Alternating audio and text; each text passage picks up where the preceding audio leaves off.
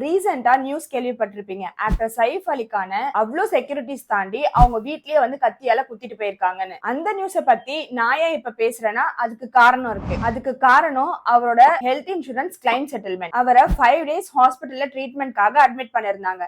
அந்த 5 days treatment cost வந்து பாத்தீங்கன்னா அரௌண்ட் 36 lakhs. பட் இந்த ட்ரீட்மெண்ட்காக அவர் ஸ்பெண்ட் பண்ணிருக்க அமௌண்ட் பாத்தீங்கன்னா 1 lakhக்கும் கம்மி தான். சைஃப் அலிகானோட சொத்து மதிப்பு பாத்தீங்கன்னா 1300 கோடி. அந்த 1300 கோடியில 36 லட்சம் ஜஸ்ட் 0.027% தான். அவரோட சொத்து மதிப்புக்கு இந்த 36 லட்சம் ஒரு பெரிய அமௌண்டே கிடையாது. பட் அவர் ஹெல்த் இன்சூரன்ஸ் எடுத்திருந்ததுனால அவரோட ஹாஸ்பிட்டல் ட்ரீட்மெண்ட்கான செலவை கிளைம் பண்ணிக்கிட்டாரு. இவ்ளோ ரிச்சான பீப்புளே அவங்க ஹெல்த்துக்காக ஹெல்த் இன்சூரன்ஸ் எடுத்து வச்சு அதை யூஸ் பண்ணிக்கிறாங்க. நம்ம ஒரு ஹெல்த் இன்சூரன்ஸ் எடுக்கிறதுக்கு எவ்வளவோ யோசிக்கிறோம். இதனாலதான் ரிச் பீப்புள் ரிச்சாவே இருக்காங்க, புவர் பீப்புள் புவராவே இருக்காங்க. இதுக்கப்புறமாவது ஹெல்த் இன்சூரன்ஸ் எடுக்காதவங்க ஹெல்த் இன்சூரன்ஸ் உடனே எடுத்து வச்சுக்கோங்க.